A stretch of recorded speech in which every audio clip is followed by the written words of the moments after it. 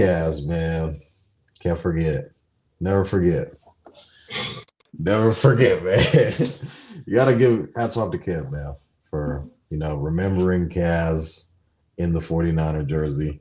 It was just a beautiful sight. Beautiful sight. I wish we got to get one of you up there. We got to side by side with Kev. Brother. And make it look like y'all looking at each other. Hey, man. That ain't happening. But what is going on, ladies and gentlemen? We are back with another NBA podcast. We are now back to our regular scheduled programming. Toddy and Kevin taking over the NBA, man, giving you guys the content you want. When we first started this, Toddy said we are in the business of giving out content. So that's what we're going to do. We're going to come out here and give you guys this content. But before we get rolling, we have an action-packed show for episode 69 of Stats Over Politics. On this episode, we will talk about the Ja Morant return after his 25-game suspension. Have the Clippers figured it out? And is this the last year of the Warriors dynasty? So before we get rolling, Jaevon, how are you doing today? Hey, man, for you guys trying to clown me when wearing my robe, fuck you. I'm out here. We in the house and we comfortable. All right.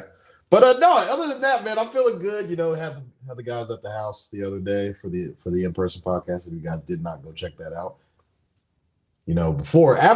after you leave here, you go over there and you check out the first in-person podcast. But other than that, I'm feeling good. I got my notes ready. I got all NBA pod.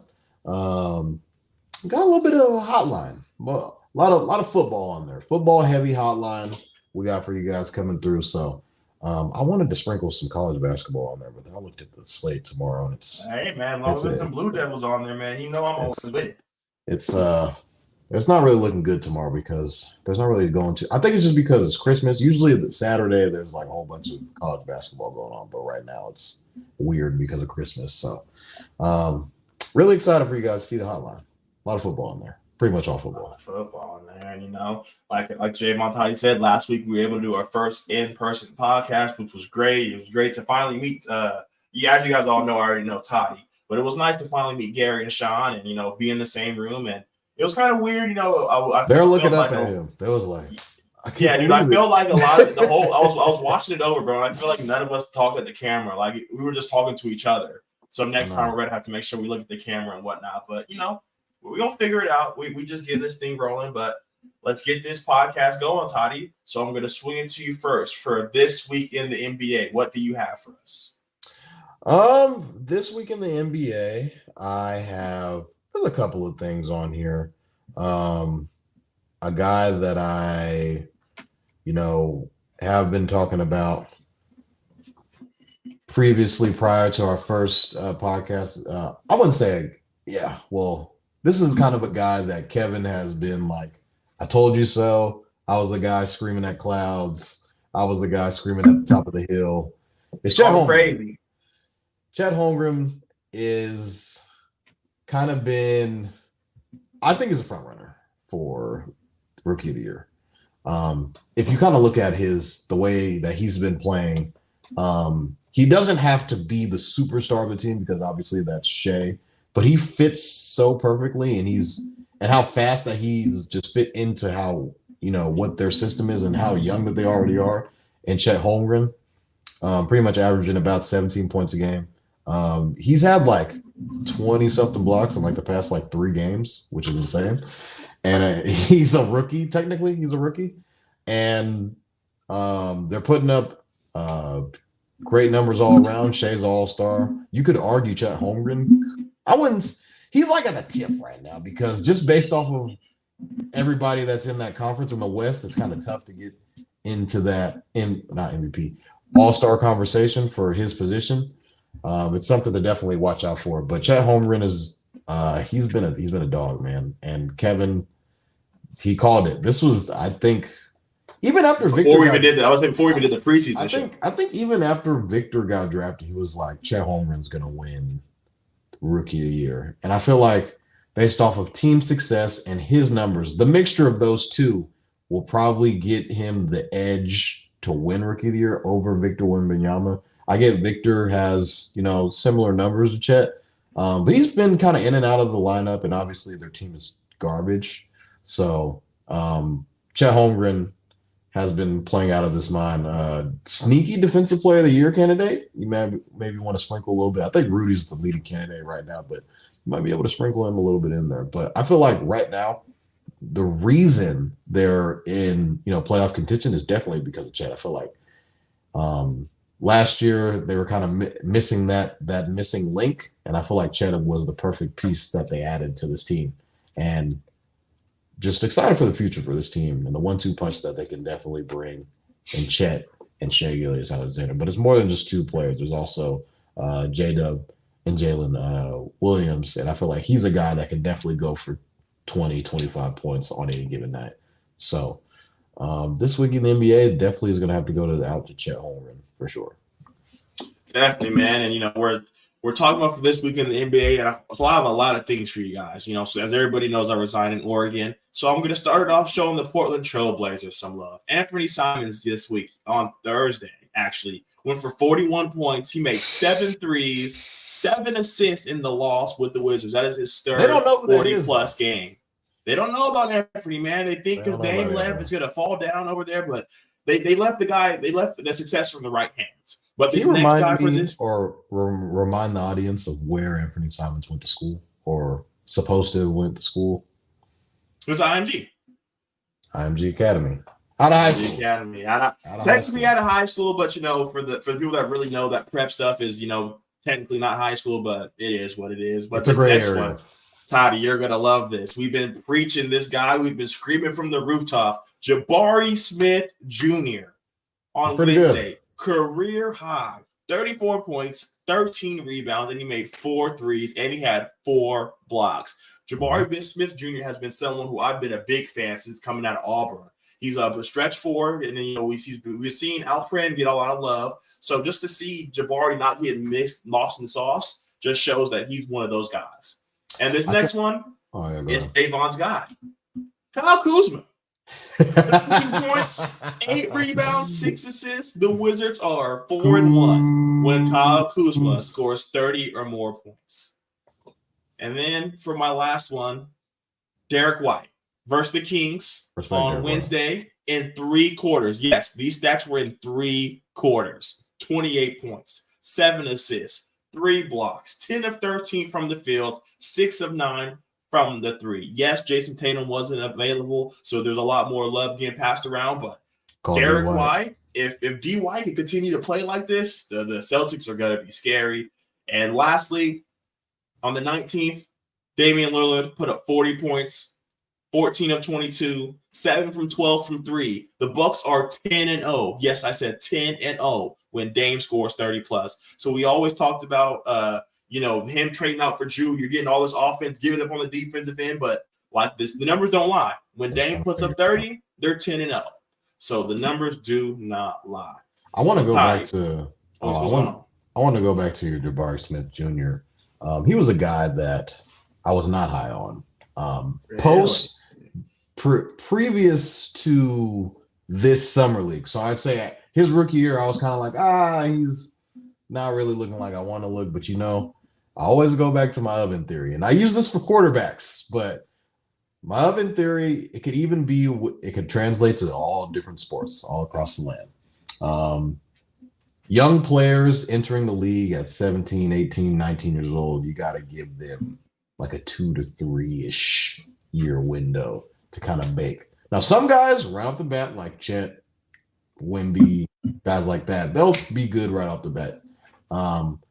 With other players, I feel like, guys like Scotty Barnes, Jabari Smith Jr., Cade Cunningham, guys like that, you'll see are Paolo, maybe. Paolo, he's probably was good, more good right away.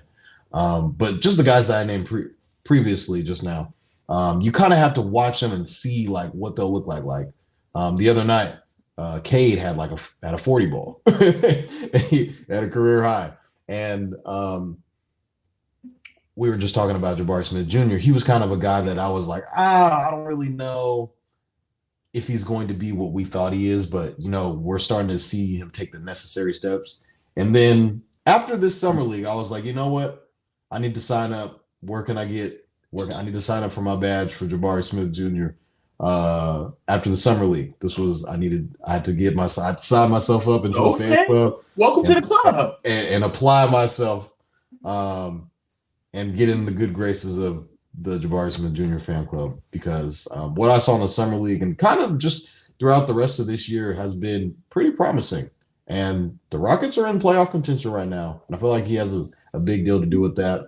Also with Alpi, as Kevin mentioned earlier, Alpin Sengun, and a mixture of JG, Jalen Green, and all the nicknames. Yeah, and Dylan Brooks too. Got to put some respect on it. I'm not trying to go on a Rockets tangent here, but I just wanted to say that I was on the other side for Jabari Smith Jr., but got to let him bake in the oven a little bit. I let him bake. And while we're talking about the Rockets, I saw an interesting stat. But before I give this stat, we have to introduce our special guest. This is the Alex Dent, state champ. You guys know the resume. Thank you so much, Alex, for joining us. How you doing tonight? You got to say how much you average, too. And you got to compare them to your stats, too. Hey, man. The stats don't matter, man. She's a winner. She's a winner. And I went home this weekend, and, you see all the family portraits, and then you see this little box. You open the box, and what's the box? The state championship ring. Might as well throw all the pictures on the ground because that's the only thing that matters, huh? Is it your pinky, Alex? Is it going your pinky? Where is my ring? No, I don't have it on, but I think it's no. But I'm saying, did you size it for your pinky? Oh, I like to wear it on my pinky or my ring finger. So and the craziest thing about it is when she left, they went back to back. She could have had two. She was born a year later. And they have a black one too. It's real nice. But the Rockets stat that I wanted to show is they are 11-1 at home. That is the exact record of the Timberwolves. The Timberwolves on the other side are the first seed, and the Rockets are the 9th seed. So just to show that Toddy was not just lying, giving all this Houston Rocket love. But before we move on, Alex, did you have anything for this week in the NBA? Besides Detroit being Detroit, and Ja being Ja. I mean, those were like the two main things I was looking at. So quick thing on the Detroit Pistons. Even this is going all the way back to when we had our last NBA pod. I believe the number was $25,000. If you would have put that $100 down and rolled the winnings over each and every time the Detroit Pistons played, at the time it was at $25,000. Let me give you guys a number here: $114,000 you would be up if you would have rolled the winnings over each and every time. Now Vegas tried to pull a fast one the other day. They're like, hold on now, it's Utah. They're favored. This is the first time they've been favored, I think, since the losing streak. And they were like, hey, you want to get Detroit here at home? Cade just had 40. You might want to, saddle up here. And what did they do? The Pistons pistoned and lose. With no Lauri Markkanen, Keontae George, Jordan Clarkson, none of the good guys played, which is crazy. Yeah, none of the dudes played. And they lost pretty convincingly, too. So moving on episode 69 of Stats Where Politics, like I mentioned, we are joined by Alex Dent, state champion. You guys know the resume. I just got to make sure I throw that on there so you guys put some respect on her name. So, Alex, I'm going to swing it to you first. Is this the last year of the Warriors dynasty? I would say no. Only because the key person in the dynasty is Steph. And if Steph is still playing, then I truly believe in that dynasty. Clay and Draymond, I think it'll be tough, but I think they're probably going to let them go.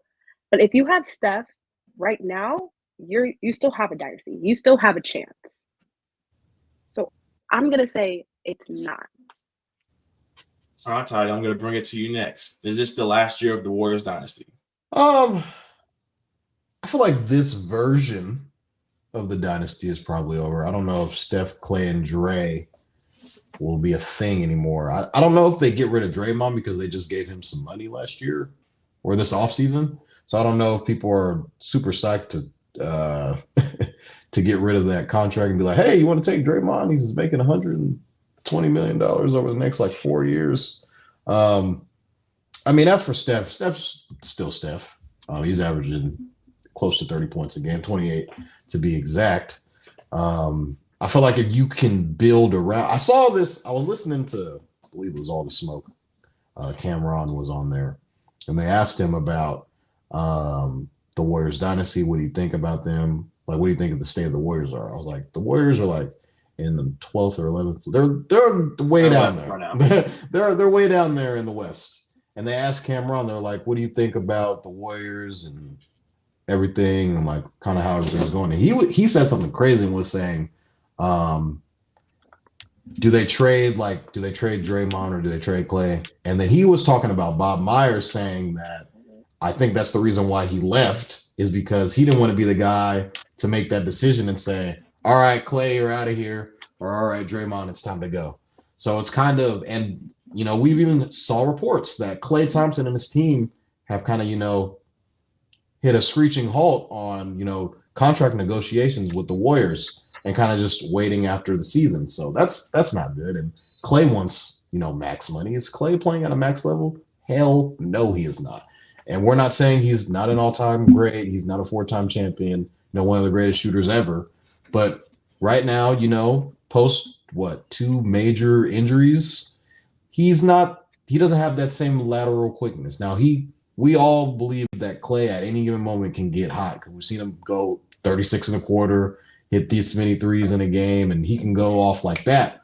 But as of right now, today, Klay hasn't looked like Klay as of old. So I feel like it would be a very, very tough decision to make, because, Warriors fans would be in a freaking frenzy. They sort of reloaded a couple of years ago when they, had the James Wiseman draft and, picking, at the top of the draft, which was rare because they had that year where everyone was hurt and, just kind of just reloaded a little bit. And then off of that, after reloading that team and kind of going younger a little bit, we saw they were able to win a championship, which was pretty insane to me. And, a lot of Warrior fans believe that, that same team is still in there. And I don't think that's what that is. This team is a lot different now. They're smaller. I'm going to go back. I'm going to go all the way back to our preseason show to when I was saying, all right, you got Steph Curry. Who else is going to score on this team? Who else is going to score? Okay, Steph, go out there, average 40 points a game. Who else is going to score for you? Is it going to be Klay? No, it hasn't been Klay. Is it Chris Paul? Chris Paul's old. Injuries are kind of he's on the older side. Draymond ain't giving you 20 points a game. Dario Saric is going to be him. Moses Moody. Andrew Wiggins, he's coming off the bench now. So Kuminga, yeah. Do we trust Kuminga to go out there and get you 20, 22 points, 20 points a game? I don't think so.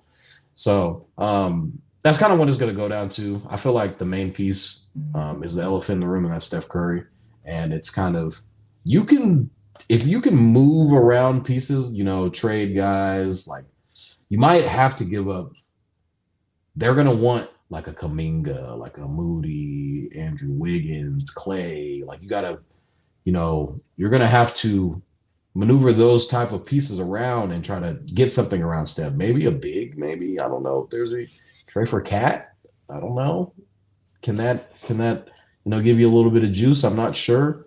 But who can they realistically trade for and kind of make a championship push right now that's available?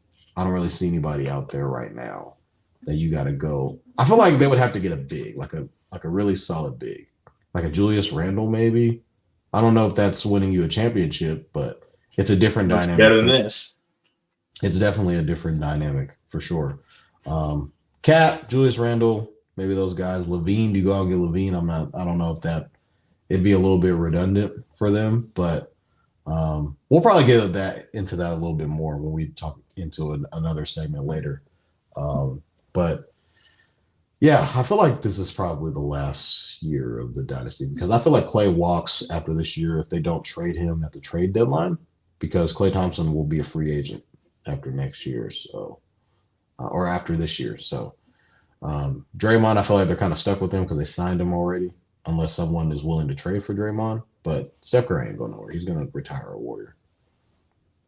You guys are a lot nicer than I'm about to be. So is this the last year of the Warriors dynasty? Hell yeah. We talked about the teams in the past. These teams were full with vets, full with depth. They had the logo, strength in numbers, and now they just don't have that. Was Andrew Wiggins' finals run a fluke? He's coming off the bench now, averaging 12 points and 5 rebounds. Like, Klay Thompson's having the statistically worst season of his career. Chris Paul is a 6-man. And I think the biggest part of this why this dynasty is failing, in my opinion, is because they didn't draft the correct people. We talk about all the time how you have to continue to build in the draft, because if you don't build in the draft, you're going to struggle. You can only ride Steph and Dre and Klay for so long. So in the years when they were not doing well, in 2020 with the second overall pick, they chose James Wiseman, who is no longer a player on the Warriors and who's getting DNP after DNP in Detroit. You asked me, Kevin, in your opinion, who else could they have chosen? You have LaMelo Ball, Tyrese Halliburton, Devin Vassell, Tyrese Maxey, Emmanuel Quickly, Jaden McDaniels, and then 2021 rolls over. They had the 7th and 14th pick. Let me tell you who went number 8. Franz Wagner. Can you imagine Franz Wagner on this team? 11. The people who were picked 14 after Moses Moody, Trey Murphy, and Quentin Grimes. So if you hit on these picks and you keep with the same nucleus and you keep the same blueprint, they're solid guys, but they're not contenders. They're not going to help you take that next step. We're now in the 3rd year of these guys, and one of them is no longer on the team. So it just gets to a point where you ask yourself, what are we doing here? Are we going to sit here and waste Steph Curry's time? Are we going to trade Steph Curry?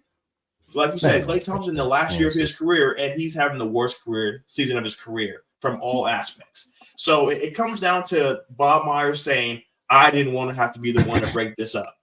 So Mike Dunleavy, it's going to have to be on you. You got rid of Jordan Poole. You have to just either you have to go all in and trade and break up this big three, or you have to trade Steph at this point, because they're at this gray area, because even in the preseason show, none of us wanted to put them as pretenders because of the Warriors, but we couldn't put them as contenders. So they're just stuck in this rut right now, and Steve Kerr and Steph Curry cannot take you out of this rut. Steph Curry's getting older and older as the days go on.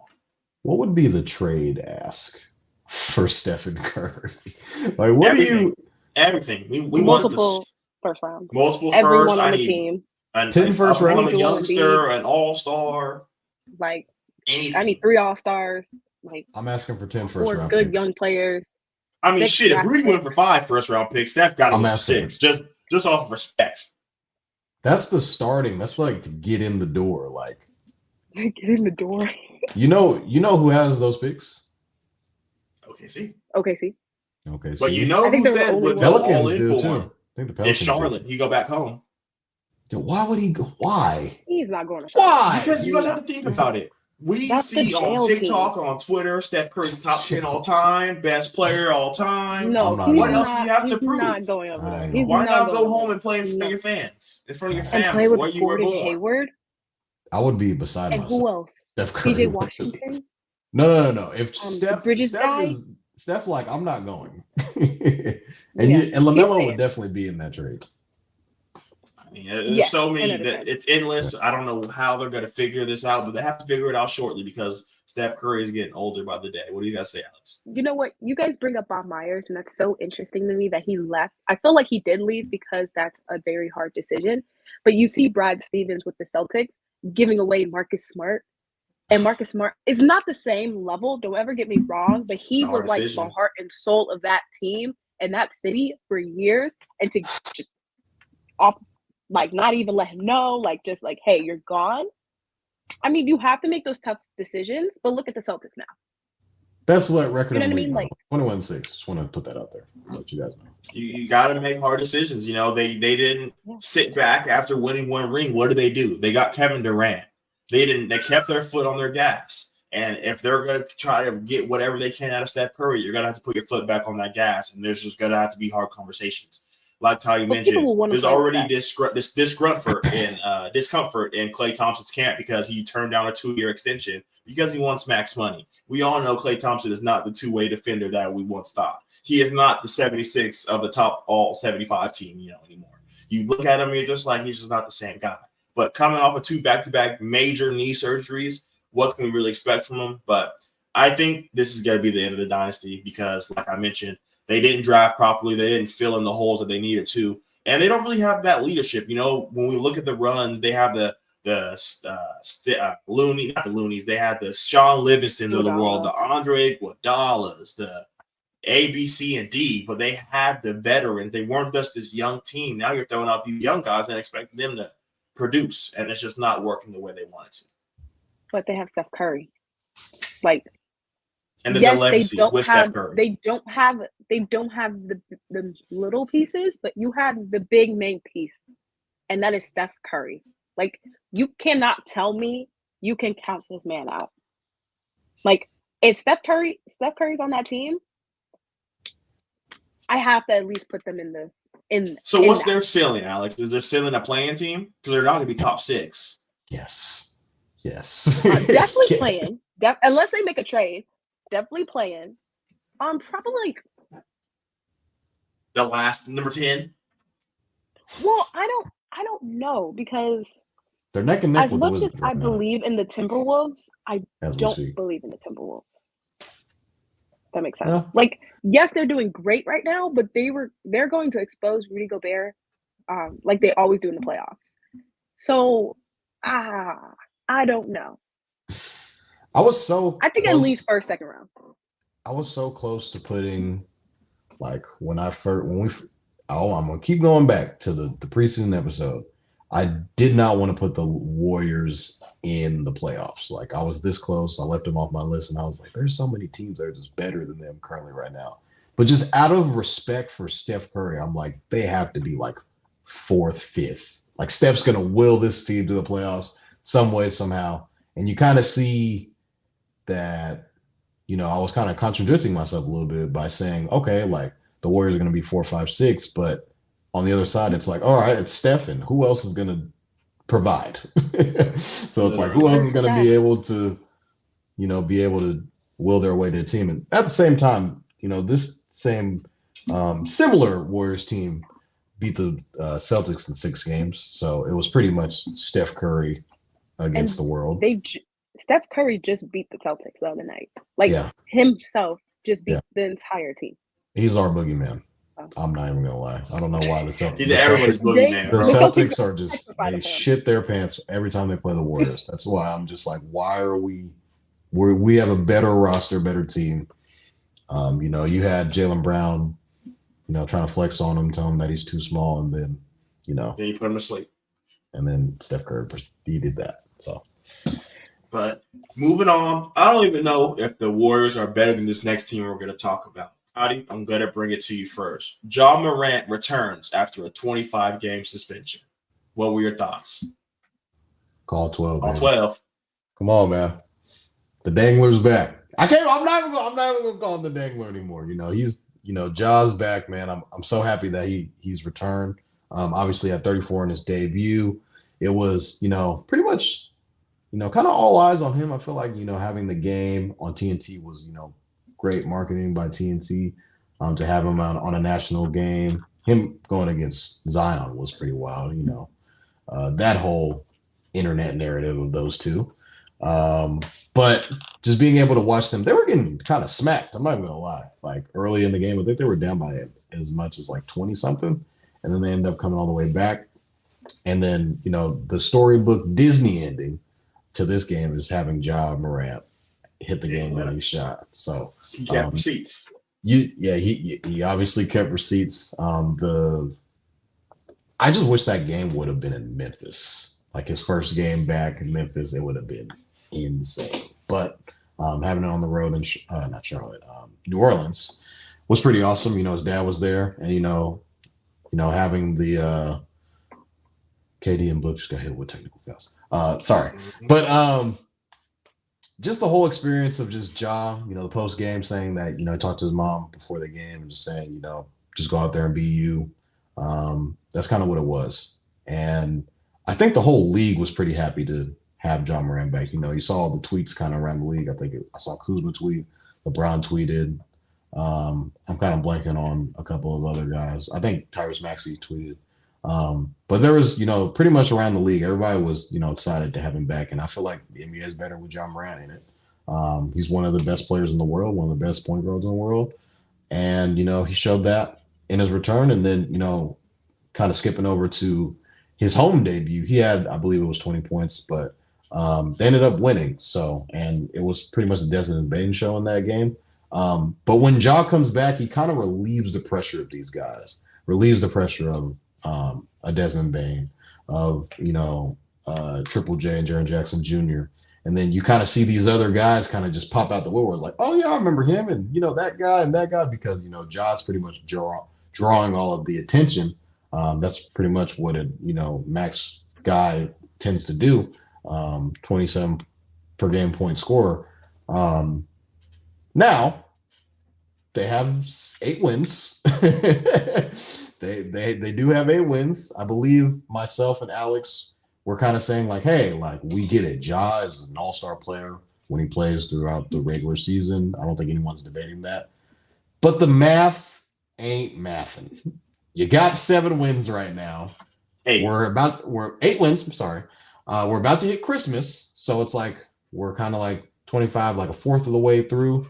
You got to start going and playing out of your ass, going at it, winning 10 games in a row, 5 games in a row. Like you got to like go on these types of streaks and hit like a certain pace. I think it's like you have to go on like a 56 win pace or something like that. I saw a stat about like how many games they kind of have to win, or at what pace they kind of have to win these games at. Because right now they're at the bottom of the barrel and they're face down right now.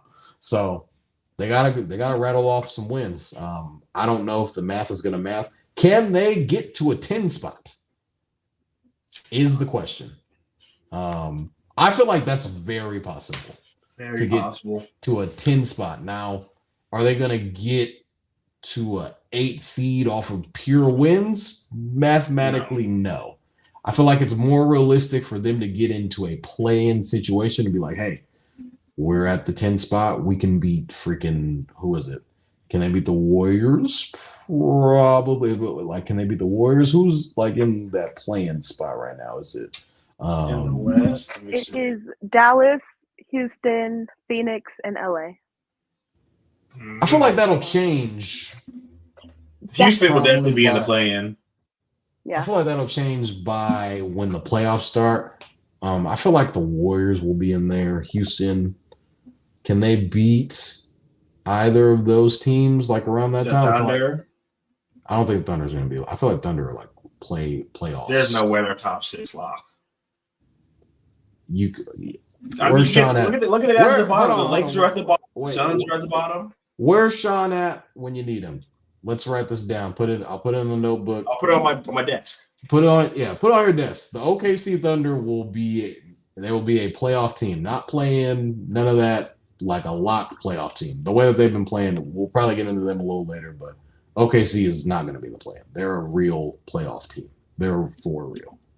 They have all NBA caliber players on their team. Their rosters, they're very young, but they got a lot of scores. I feel like the only thing that team is missing is rebounding, blocking shots. Like they need like a solid, like another big to help out Chet, basically. But pretty much going back to the whole Ja thing, I just thought it was great to have him back. I feel like the league as a whole is better. Everyone was pretty much excited for him to come back, but I don't think he can like make an all NBA team. Can he make an all-star team? I don't think so. No. He didn't play enough games. Yeah, so the games probably won't, like I said, the math is not going to be able to math for him to, hit all those accolades too. So kind of sucks that he's not going to be able to hit those, accolades, because I feel like we all kind of see him in that top tier standpoint of him being one of the best players in the league. But obviously due to suspension, that's going to hinder him from getting any of those accolades. Alex, what were your thoughts on seeing Ja Morant finally back on the court? He looked in shape a little bit. That kind of surprised me. But other than that, like he does what he does. Trying to get the feel of the game, feel of his new teammates. I still don't think, I want to say they can make the play-in, but they don't. I feel like they don't have enough. I think missing Steven Adams this year hurts them a lot. And then you don't have Dylan Brooks. You don't have the backup center Clark. I think his name is, or Brandon last name Clark, is. Brandon Clark, yeah. So it's looking like an interesting dynamic. I mean, you still have like your trio, which is like Bane, Jackson, and so. But they're in the 13th spot. I think above them is Utah. I think they could get Utah. But I know it's going to change, but I mean, you're going to be going up against Houston, Phoenix, Dallas, the Pelicans, LA, I think it's going to move up, but LA, the Clippers, those are the teams that are in 5 through 10. And 11 is Golden State. So how can they? That could be Golden State. They played against each other in the play-in, though. Didn't they play against each other in the play-in like a couple years ago? Yeah. It was like the first year of the play-in. The very first year of the play-in, yeah. And then didn't they call 12? They called it, right? They called 12. They definitely called 12. So it's not like he ain't been in that situation before. That's true. But I don't know. I think it would be very difficult because the teams at the top right now, I mean, Minnesota, OKC, I did not think they would be 1 and 2. Yeah. Thought that would be like the Lakers, the Clippers. I mean, not the Clippers. I mean, the Clippers could be up there, but like the Suns, I thought would be up there. I thought Sac would be at least a solid 3. Denver should be 1, right? So you have like the shift right now of these teams that were kind of in the rebuilding. Like now they got it, right? With like OKC and Minnesota. Can they hold that 1 and 2 spot? But it's nice, especially with the new year coming around, an all-star kind of looming over that hill, that you are in that number 1 spot. And they're how much above? I mean, Minnesota's 7 games above LA, and LA is the 10th spot. So, I mean, got a comfortable lead from 1 to 10. I don't think Grizzlies are going to make it, though. But yeah, man, all 12. Ja Morant is back after serving 25 games suspension for your first game to go out there and put up 34 points, 8 assists, and 6 rebounds. He got to the line 12 times and went 10 for 12. The biggest thing that I took from this was, like Toddy mentioned, taking off the stress from Jaren Jackson Jr. and Desmond Bane. That first game with Ja back, Desmond Bane went for 21 points, 4 assists, and hit 3 threes. Jaren Jackson had 24 points and 6 rebounds, and he also shot 11 free throws and made them. And then versus the Pacers, Ja Morant went out there 20 points, 8 assists, 5 rebounds. And like Toddy mentioned, that was the Desmond Bane game. Desmond Bane went for 31 points, 7 assists, 6 rebounds, and a steal. And Jaren Jackson versus the Pacers, 21 points and 8 rebounds, and he hit 3 threes. Ja Morant coming and showing that he can still get his guys involved, 8 assists in both games, just goes to show the stress that they're going to be able to take off their back now, and all the focus is going to go back on Ja. So you're going to have to collapse, and they're just going to have to sit there and make the shots. So I'm really interested to see what this means for the Memphis Grizzlies. And before we come on our podcast next week, they will have played 5 games. They would play the Hawks, the Pelicans, the Nuggets, the Clippers, and the Kings. A lot of winnable games in there. So we will see where they stand in the standings next Friday when we do our podcast. But while we mention the Clippers, I'm going to swing this to you first, Alex. Have the Los Angeles Clippers finally figured it out? Yes. You want to know why? Let me hear. Quiet smiling. That man never smiles. I saw him like ear to ear. High-fiving. And I'm like, who is that? Yeah. If Kawhi is smiling, that means they figured it out. I think putting Russ to the bench, I think letting James Harden, do a little bit of what he does. Paul George being like MVP caliber right now, like he's going off. Kawhi never missing a game. You got the recipe. So it'll be interesting. I like the Clippers right now. So before I swing to you, Toddy, the Clippers have won 11 out of their last 14. So let me go over the teams that they beat. The Mavericks, the Kings, the Warriors, the Nuggets, the Jazz, the Blazers, the Kings, the Warriors again, the Knicks, the Pacers, and the Mavericks.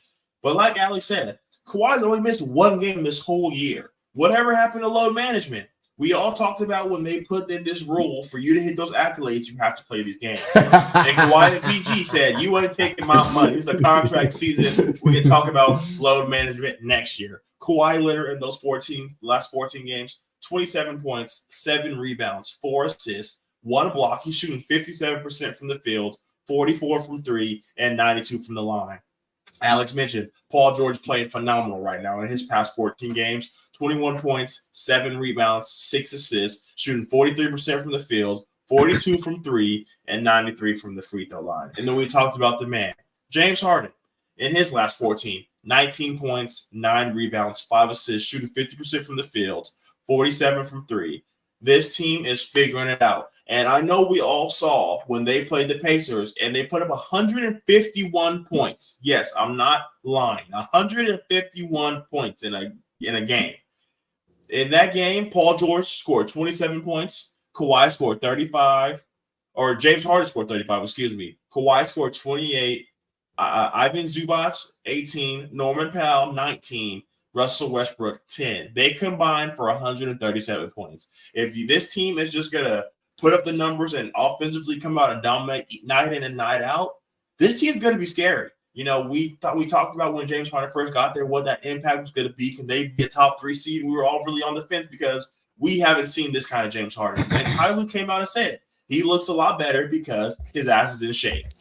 So they're figuring it out in LA, and it's going to be scary over there. So for all the Laker fans, you know, they're finally moving out of your arena, but the Clippers are looking good. So we'll see what they can finish out the season like. But as of right now, I would have to say, yes, the Clippers have figured it out. Jaevon, Todd, and bring it to you next. Have the Clippers figured it out? Absolutely. Kev already mentioned they've won like 9 of their last 11. Kawhi for the year, averaging 24, 6 rebounds, shooting. I think what's crazy for, you know, I'd say those 3 guys, Harden, Kawhi, and PG, they're all shooting over 40% from 3. Paul George shooting 40% from 3 for the year. Kawhi shooting 43% from 3-point from the year, which is crazy. And James Harden's also shooting 43% from 3 and adding 7 assists with that as well. So I feel like, you know, when we heard those comments come out about James Harden saying that, oh, I am the system, this, that, and the third, was he lying? I'm not sure if he was lying or not. I feel like he still believes that he can be the best player on a championship team, but he's coming to a place in LA with the Clippers, having already those 2 wings in Paul George and Kawhi Leonard, those perennial all-stars when they are healthy. And, you know, ultimately Russell Westbrook did have to go to the bench, but I feel like it's been working out for the best. He's with the second unit and he's been thriving. I feel like Ty Lue is the perfect guy to kind of figure out ways, you know, to help this team kind of mesh. And then when they first got together, they were, you know, it wasn't pretty. You know, people, you know, the commentator for, I forget which team it was, called him out saying wherever James Harden goes, he's the guy for the Mavericks. And it kind of was a full circle that Harden drops 35 in that game and starts snow angeling, and that guy isn't. I don't even think he was at the game. He wasn't there. Yeah. He wasn't even at the game. He knew what was coming. I think this is a team, you know, we always hear the term scary hours with, you know, these big 3s, these big 4s. Kevin mentioned, you know, all those wins on there. There's a lot of playoff teams on that list. So, and those are like top tier, like playoff teams. I think the Clippers are like 5th right now, currently at like 17-11 in the Western Conference, right on the nose. I have to excuse you. Frank Vogel just got a T. Let's go. Let's go. We got the Kings -4 right now. Kings -4. So we're rooting for the Kings. But just going back to the Clippers, I feel like if all of Kevin already mentioned, they came out and said, hey, if you're going to load manage, you can only miss a certain amount of games. If you want to, you know, hit all NBA, all-star, you have to like qualify. These are the prerequisites that must be met before you can be able to be even thought of being on one of these teams. You know, Kawhi and Paul George, that was like, oh, time to get out there and get healthy. Kawhi's only missed 1 game this year, which has been phenomenal. And, you know, this team's on fire, man. And the Clippers, if they do get into the playoffs, When all these guys are healthy, I don't know if a lot of people be like, I want to play the Clippers, go up against PG, Kawhi, and a lot of firepower. A couple MVPs on this team, if I do say so. So I definitely think the Clippers have figured it out.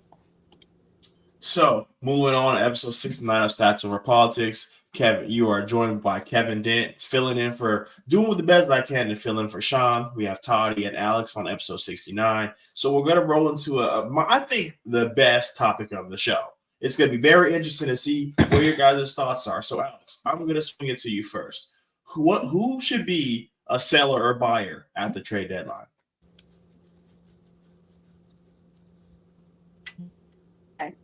I have this written down. Seller. Okay. I have sellers. The Bulls. Bulls need to blow it up. Definitely have them on the list. I have actually teams for sellers and buyers because they can do a little bit of both. Yeah. Done. Same. And so I have the Hornets and the Raptors in both. Because I feel like Hornets, I don't even think they have anything to sell, but like they need to do something. Raptors, yeah, I think they just kind of need to OG or Pascal. It's something like you guys have to do something up there. Buyers though, my main one is the Warriors, but my second one is the Cavs. I feel like the Cavs are missing something, and I don't know. And I know they're missing. I know Garland just got his jaw broken. Mobley, I have no idea what happened to Mobley, but I know he's out for some time. But even when they were all playing together, it's something. I don't know what it is. But I don't think they could compete with the top teams in the East. Like the Knicks probably could, because they're kind of like the second tier, right? Like 76ers could compete with like the Bucks and the Celtics, but I don't think the Cavs can. So I don't know what they need to do, but they need to be in the market. All right, Toddy, I'm going to bring it to you next. Who should be sellers or buyers at the trade deadline? So I kind of had a mixture. I kind of wanted to add a couple of guys. So sellers, I have Bulls on there. I feel like they should blow it up. Levine, DeRozan, writings on the wall. Perhaps they're tanking for, I don't know who's going to be number one in this draft. I don't know if this draft class coming up is as strong as the year after will probably be. There's some decent guys in this coming up draft. Dillingham will probably be in that discussion for one of the top players in this draft. But I think Chicago should blow it up. I'm actually on the opposite of Alex. I think the Cavs should be sellers and maybe start thinking about what's next.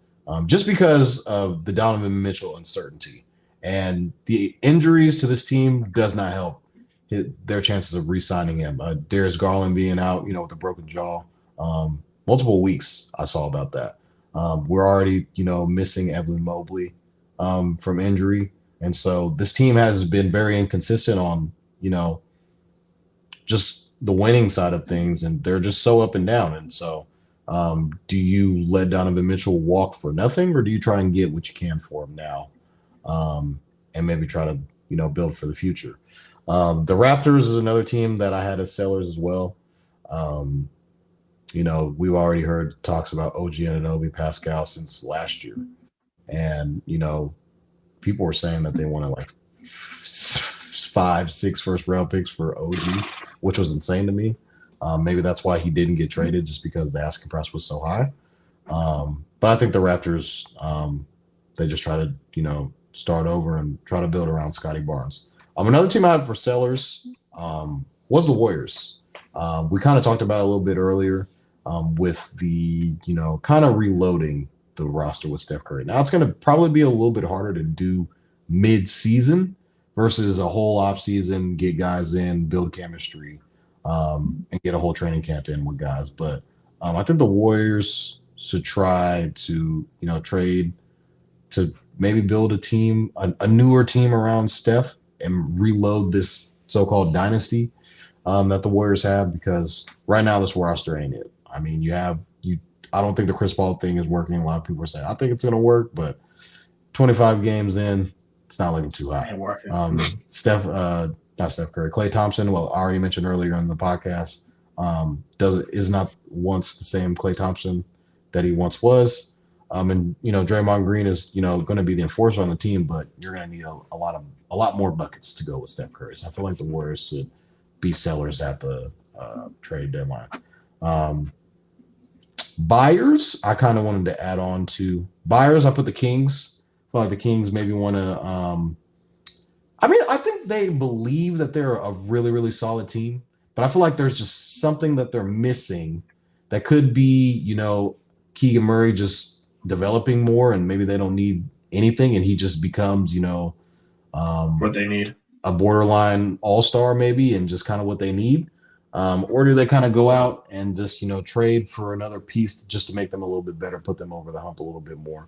Last year they were a 3 seed, being able to host playoff games. So I feel like the Kings will definitely be. We kind of already saw Shams Charania tweeted that they were kind of eyeing the Zach LaVine trade and monitoring that situation. So I think the Kings might give old Masai Ujiri a call in Toronto. Or not in Toronto. He's not in Toronto. Who's the GM in Toronto? I would say the same thing. I thought it was still him. He's not the. Oh no, he's not. He's in Washington. So Toronto, I feel like they'll give them a call and try and get one of those guys over on the Kings. Another team I put is the Celtics. I think the Celtics might try and trade one of their younger guys. I feel like the core that they have, and you got Derek Brown or Derek White. I said Derek Brown. Derek White, Porzingis, JB, JT, and Drew Holiday. I feel like those guys are kind of like on the untouchable list. Everybody else is kind of just like, all right, what else can we get? Maybe it might not be as much, but I feel like the Celtics can try to make some changes at the trade deadline. But I feel like their big move was in the offseason. And then the 76ers is another team that I kind of put out there. You have the 1-2 punch with Maxey and Embiid. Kelly Oubre has been playing pretty well for this team. Tobias Harris has been playing pretty solid for the most part. He had a pretty big night tonight. But I feel like the Sixers maybe they try and go after Zach LaVine. Now we're hearing all these trade rumors for the same guy. He can only go to one team, but he'd be a pretty solid fit for them as well.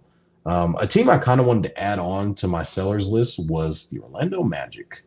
They have a lot of young pieces on their team, and I feel like the positions that they have are kind of redundant. With Markelle Fultz, Jalen Suggs, Cole Anthony, you have a lot of guards on this team. I feel like with the emergence of Paolo Banchero and Franz Wagner, which we predicted on the show, going all the way back to the preseason episode podcast, you want to see, and obviously Wendell Carter has been out for them, and they've still been playing very solid basketball in Orlando. So I feel like those three are kind of the untradables. Probably Jalen Suggs as well too. He's been balling. Even though he did just get hurt. He was out with a wrist injury, but he's been playing pretty well. So I feel like you can move a Cole Anthony. I don't want them to move Cole because I feel like he's really solid for this team. But just one of those younger pieces like Markelle Fultz might be in there. You might be able to get rid of a Gary Harris. Maybe move some picks around to try and build around this roster a little bit. Maybe make a little playoff push, because I feel like this Orlando Magic team will make the playoffs. I don't think they'll be in the play-in two. You can write that down on the whiteboard as well, Kev. That the Orlando Magic will definitely be on the. They won't be in the play-in picture. That they'll be in the playoffs for sure. So Orlando Magic is definitely one of those teams that I feel like will be buyers at the trade deadline.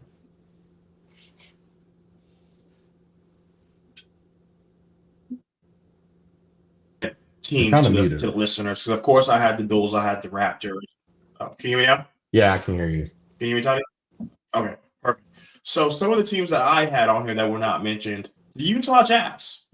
I think they need to be sellers because they're at a point right now to where they're not really trying to win games. They're just at their bottom feeders in the West. And who are they going to get rid of? This is the man, Lauri Markkanen. Okay. He's averaging 23 points and 9 rebounds. He can go out there and help a lot of teams at this very moment. Another person that I had on the sellers are the Detroit Pistons. You have nothing to look forward to. I think Bojan Bogdanovic should be on the top of lists of a lot of teams. He's a veteran. He's a proven veteran, and he's won at the highest level. So he's definitely somebody you want to have on your team. And he can just bring that veteran presence that we mentioned with the Warriors that they're missing right now. So if you can go ahead and bring in somebody like that, I feel like that could be a huge role. And then Tiny's guy, the Wizards. I think they need to be sellers. I think they need to move Kyle Kuzma. He is having the best year of his career right now. He's averaging 24 points, 6 rebounds, and 4 assists. All-star Kuzma. If they can get him out of there, and they can get a lot of good depth from them. From that. And then, like Toddy mentioned, Karl-Anthony Towns. They got a payroll of over $300 million between 3 players. That's not going to work forever. So Karl-Anthony Towns has showed that he's been able to be healthy. Last year, that was the biggest downfall to him. He's averaging 24 points, 6 rebounds, and 4 assists. He's all-star. And like you guys mentioned, I think the Warriors need to be sellers. I think it might be time for them to move off of Chris Paul, Moses Moody, Jonathan Kuminga. What's Chris Paul?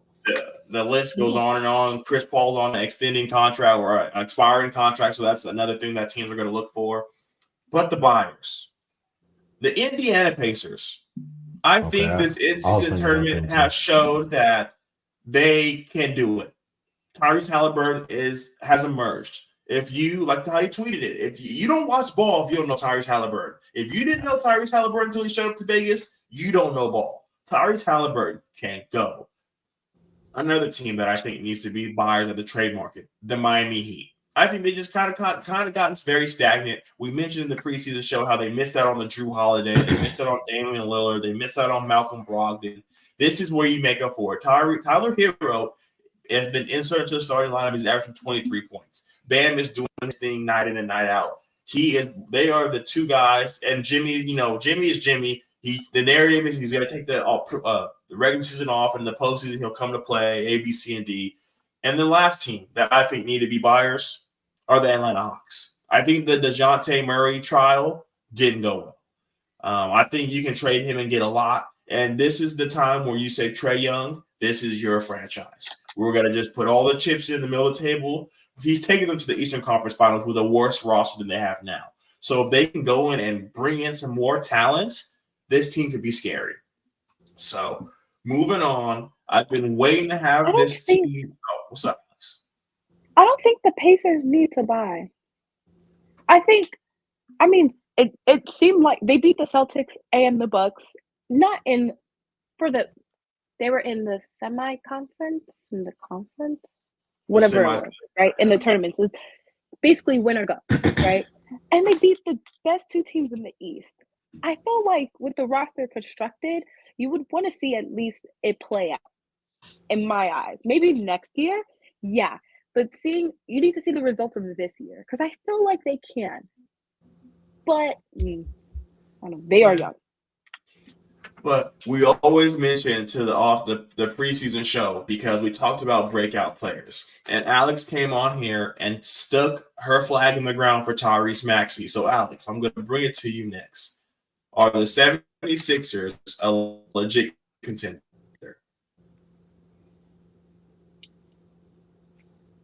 Yes. Can they make it out the East? I still have no clue. I think, honestly, you have a beat on your team. He doesn't prove himself well in the playoffs, but he could be one of the best players in the league right now. Like, I wholeheartedly believe that. Maxey's there. Their team is constructed very well. It's really interesting this James Harden trade actually worked out pretty well for both teams. It's very rare nowadays where you see kind of that dynamic happen. Contenders, I just don't think they could. I want them to beat the Celtics and I want them to beat the Bucks. I just don't know if they can in a 7-game series. But I think they're the top of that, like breaking the ceiling to the top teams in the East, the Celtics and the Bucks, and they're like top of that second tier. Like they could make that breakthrough in my eyes. But I think it'd be very difficult still for them to make it out the East. Okay. Toddy, I'm going to bring it to you next. Are the 76ers a legit contender in the East? I'll say, yeah, kind of, a little bit, maybe. I don't think they're better than the Celtics or the Bucks. I feel like I kind of agree with Alex. I feel like they're, that third team, kind of where they are right now, third in the East. It's kind of inevitable that the Celtics and the Bucks meet in the Eastern Conference Finals. However, that's basically saying with the roster constructed now.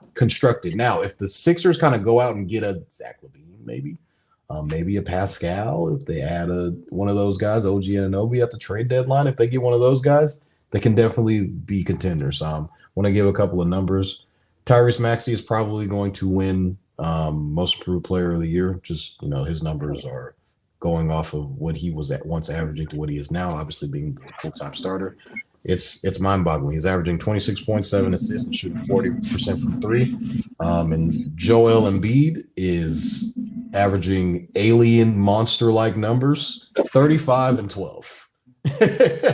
He is arguably the MVP. That doesn't even make sense. All over again. Just had a 50-piece the other night, along with Tyrese Maxey having a 30 piece as well. So they combined for over 80 points between just that duo, which is insane. This Sixers team, you got to take them serious because you got the big fella, the reigning MVP over there. And Tobias Harris has been playing solid. He's kind of been a guy I've been very critical of. Been averaging 16 points this season, which is kind of right around what he usually would average. I feel like he's shooting 34% from three, which is, to put into context, Joel shooting 33%. There's no way that he should be shooting one better percent than Joel Embiid, who is a big man. But I mean, I think the Sixers team, just going back to the previous segment, should be buyers at the trade deadline and, looking to, try to improve their roster just as well as, the Celtics, just as well as, the Milwaukee Bucks. And Nick Nurse, we got to give him a ton of credit. Doc Rivers, it was a stagnant team. There was, a bunch of, there was a little bit of discomfort with James Harden. And ultimately, he's, no longer with the team and James Harden gets traded and it kind of just, creates new opportunities for guys like Tyrese Maxey to come in and ball. He's putting up all-star numbers. I think there's no doubt in my mind that he should be an all-star in the East. Is he a starter? We'll get to that later in the show. But I think as of right now, I'm going to say no. The Sixers aren't a legit contender. I feel like if they add another piece, they definitely can be. So just to give you guys some background, the Philadelphia 76ers big three of Tyrese Maxey, Joel Embiid, and Tobias Harris all scored 30 points tonight. And that has been the first time that has happened in the NBA since 1964. So they have the talent. They definitely have the talent. Now, the question of them being a legit contender is up in the air. But I want to ask you guys another question. Is Joel Embiid going to go back-to-back and win another MVP this year? So let me give you his stats from this year to last year. This year, he's averaging 35 points, 12 rebounds, 6 assists, 2 blocks, and shooting 54% from the field. Last year, 33 points, so it's a 2-point difference, 10 rebounds, 2 rebound difference, 4 assists, 2 assist difference, 2 blocks the same, and he's shooting a better percentage from the field. There has not been a center to average 35 plus points since Wilt Chamberlain in 1964. So, Alex, I'm going to ask you, is Joel Embiid going to go back-to-back? Yes. I don't think there's another player in this association that is putting up ridiculous numbers like that to compete. Like, I don't see anyone like, oh, wow, like that's like consistently like this. Like, no one is as dominant as Joel Embiid right now in this league. So it would be stupid not to give it to him again. All right, Ty, I'm going to ask you, is Joel Embiid going back-to-back? The numbers, the stats are podcast. His numbers are saying that he's probably going to go. back to back. If he just keeps playing at this rate, I think it's tough to say. It's tough to argue his numbers against anybody else. I get Jokic is out there, but his numbers are better than Jokic. A guy that I want to, put.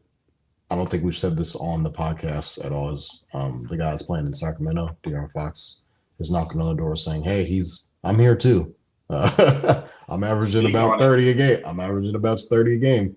And this is coming from a guy whose Celtics destroyed the Kings the other night without Jason Tatum. But I think De'Aaron Fox has been playing at an MVP caliber level as well, but I don't think he's been playing as well as Joel Embiid. Joel has been dominating the entire league. And if he's able to play like this in the playoffs and it transitions over to the playoffs, the Sixers are definitely legit contenders. Yeah. And, it's interesting because I know right now I think they're breaking that ceiling to be in that top tier league in the East. But it's Joel Embiid, obviously it's going to be the Bucks and the Celtics playing the 76ers, and that's going to be a very hard series, right? And if Joel is playing as as amazing as he is right now, in a 7-game series, I don't know how you stop him. You don't. You can't. Yeah. Unless injury, yeah. But, he does it all. I've never seen a big man like him do a step back behind his back, 3-pointer and make it. He do it all. And does it with ease. Yeah. I think Edwards says it best. I don't know how they ever lose. Oh, by the way, tonight he had 31, 10, and 9 tonight, by the way. Maxey had 33 and 10. And Tobias Harris also had 33 points, which is pretty insane. But that duo that we were kind of talking about, both 30 pieces for the both of them.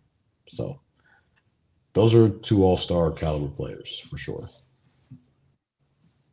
Okay, so moving on to the almost done. We have about 4 more segments to go. We have 2 recurring segments, and then I wanted to ask this to the pod. I want to ask this to the Alex and Toddy. So, Alex, I'm going to bring it to you first.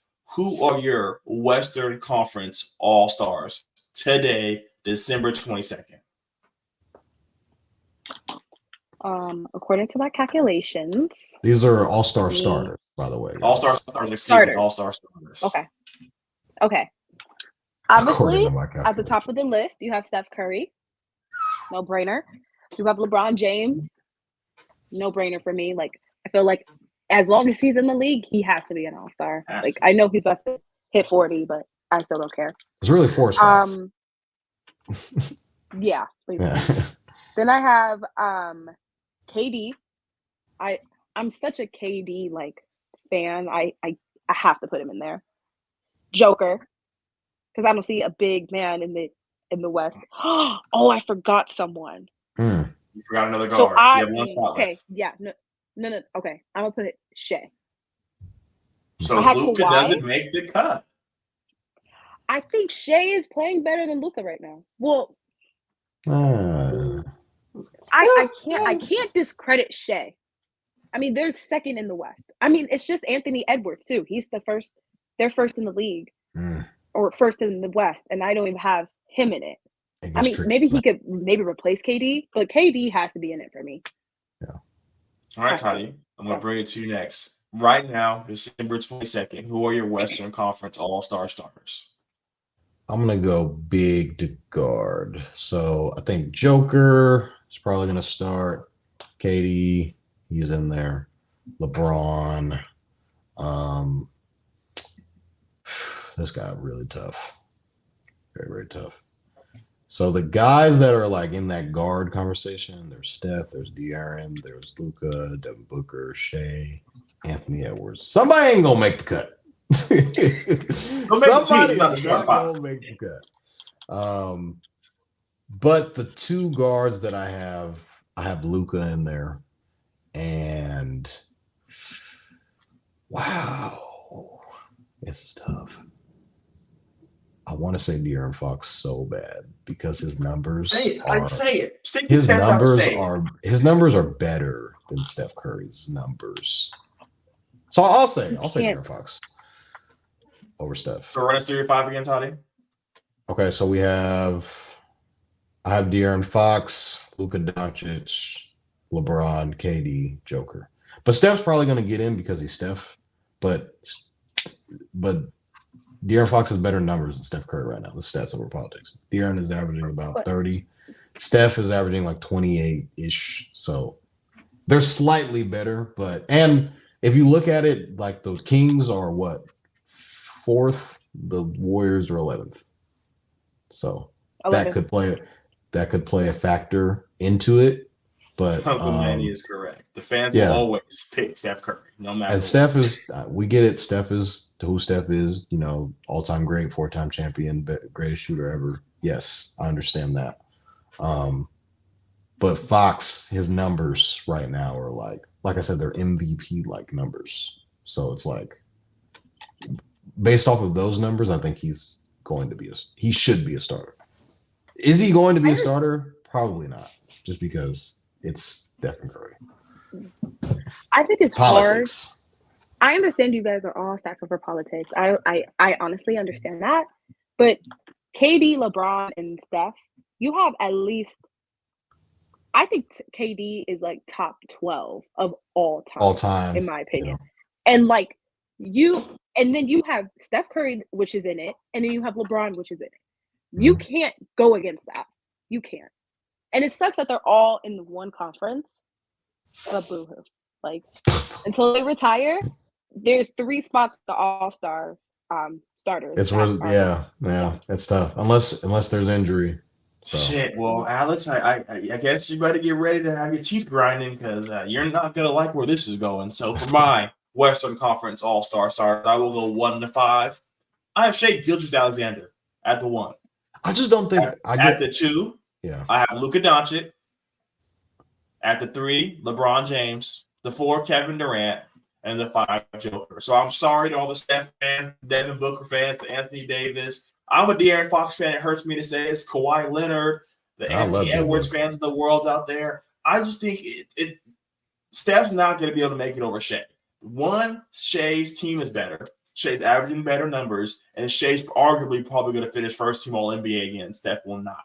So I understand it. Steph is Steph, and like you guys mentioned, they should always have these 3 spots signed, sealed, and delivered. I think Shai deserves to be a starter in the All-Star game, hands down.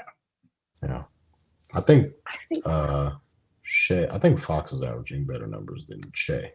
No, Shai's averaging more. He's averaging how much? It's hairs, but it's like the same damn near. They're like the same numbers. Wait, so how many spots do you guys have, or how many spots are there on each team in the All-Star? It's 12. 12? I think it's 12. That's so it'll be 6 guys on the bench for the West. Guard, they're more guard heavy, I think, in the West. If I'm not mistaken. But I'm interested. I mean, you have Giannis and then Embiid in the East. What other big Bam? I think the Eastern Conference is going to get really interesting in the podcast. So, Alex, I'm going to swing it to you first. Who are your Eastern Conference All-Star starters right now, December 22nd? December 22nd of 2023. I have Jason Tatum. I have Joel Embiid. I have Giannis. I can't discredit Damian Lillard. And then I don't know. I want to put Halliburton in there because I think him and the Indiana Pacers have been really making some noise. But I also want to put Brunson because the way the Knicks are playing and the way he's playing good. Like, I don't – they're kind of like the same. Like, if Halliburton gets in, I'm fine. If Brunson gets in, I'm also fine. So – he'll be a reserve. Oh, that's my prediction. Okay, that was interesting. The East is definitely not as easy as the West. So, Toddy, I'm going to bring it to you next. Right now, December 22nd, for your Eastern Conference All-Star starters. Eastern, I got Embiid, Giannis, JT. I have Donovan Mitchell in that second guard spot. That first guard spot, it gets real tricky. There's Dame, there's Maxey, and there's Halliburton. The numbers are very, very close when it comes to Maxey and Dame. I feel like Maxey, off of technicality, Halliburton's going to get in, but I don't think he'll be a starter. But his numbers, his like points to turnover or points to assists, like they're up there. Like he's averaging double-digit assists. So there's no way he shouldn't get in. I gotta say it's Maxey. I think Tyrese Maxey is a starter. He deserves I don't think he gets a starter because like it's the name that they have that Dan is a multiple time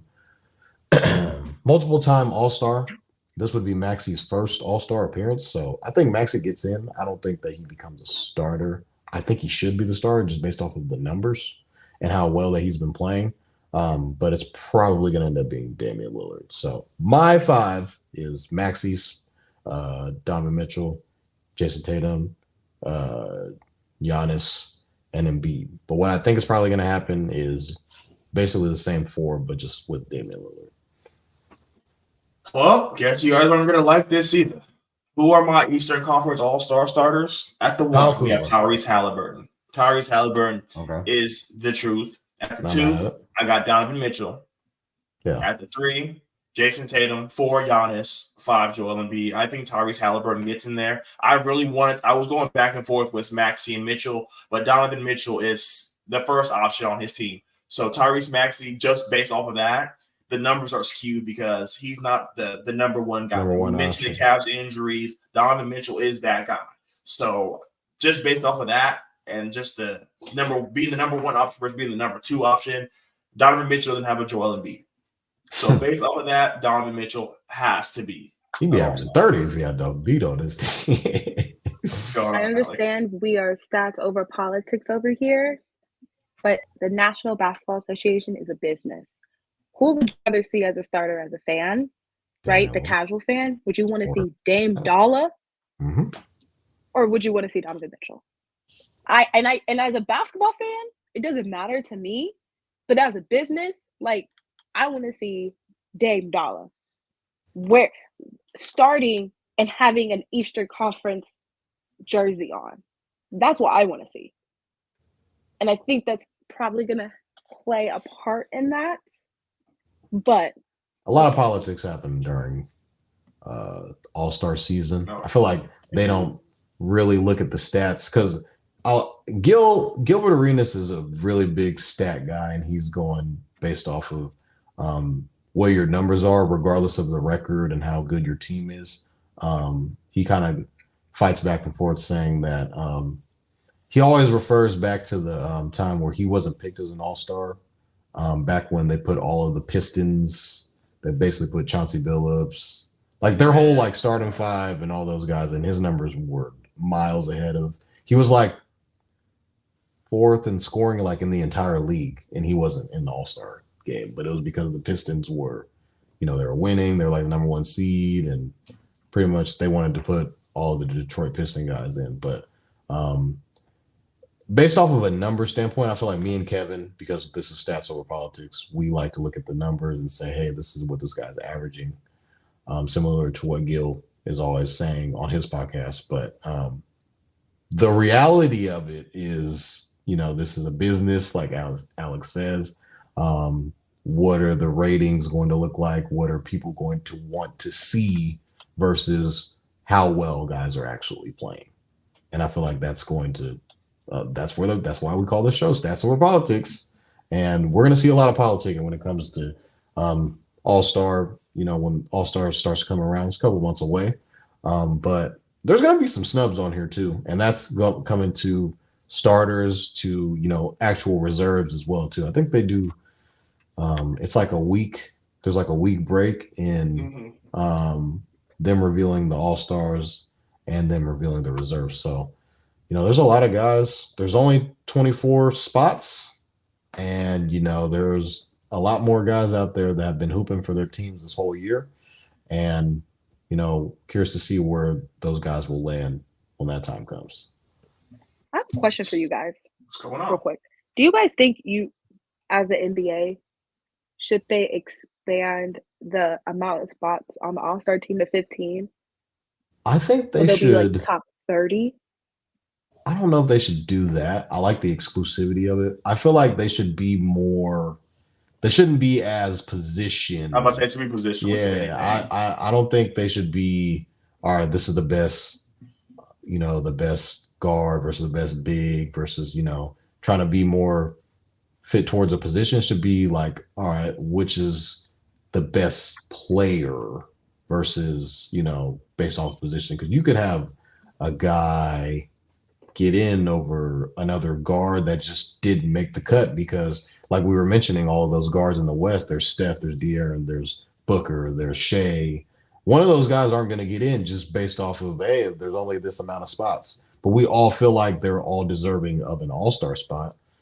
It just comes down to a point where there's only so many spots. I feel like that's kind of what makes the All-Star game the All-Star game. It's like, all right, these are the 12 best players in each conference. And, as of recently, they've kind of became they mixed the teams together, but I think they're kind of going back to the East versus West. So, but I think right now it's been they should keep it at 24. I don't think if you add it to 15 each team, then it'll be a little bit too much.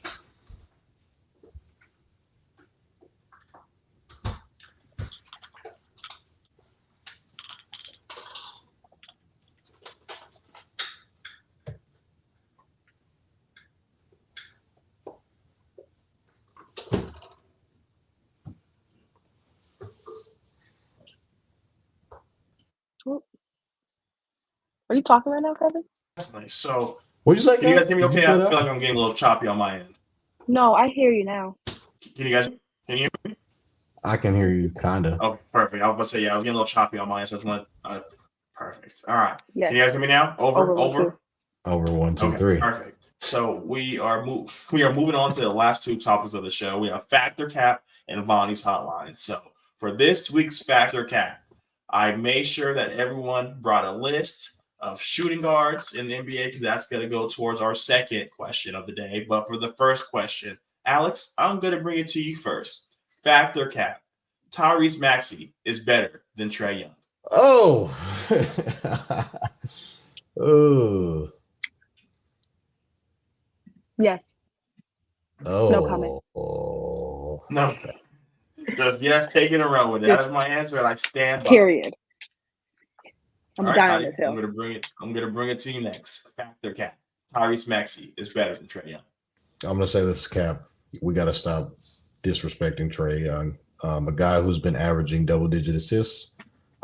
He was averaging 27 and 13 the other year. Was it a couple of years ago? He's taken his team to the Eastern Conference Finals basically by himself. The trade on draft night, I believe it was in the 2017 draft where it was Luka for Trae Young. I still believe it was an even trade because both guys have been to their conference finals. Both are multiple-time All-Stars. Tyrese Maxey is up and coming. Yes, he's been playing lights out. Let's just reverse the roles. Would Tyrese Maxey have been able to get the Hawks to the Eastern Conference Finals? I do not think so. Now the numbers right now. Let's this year's a fact, Toddy. Let's put it in perspective. Trae Young is averaging 28. 28, 3 rebounds, 11 assists. The Maxey's 26, 4 and 7. Oh, come on now. Let's put some respect on Trae Young's name like that. If you put Trae Young on, let's see, if you put him on the Sixers right now, they're championship contenders in my eyes. If you put him on, I'm just trying to think of a team that needs a guard. Put him on a OKC. Put him on a Detroit, Orlando. If you put him on one of those teams, those teams will be dramatically better. So I just think we have to Tyrese Maxey is probably going to be an all-star starter. He has all-star starter numbers, but I don't think Trae Young's numbers are better than Tyrese Maxey, and Trae Young is Trae Young is the number one option on his team. Tyrese Maxey, as Kevin mentioned earlier, is the second option. He has Joel Embiid, who's averaging 35 and 12.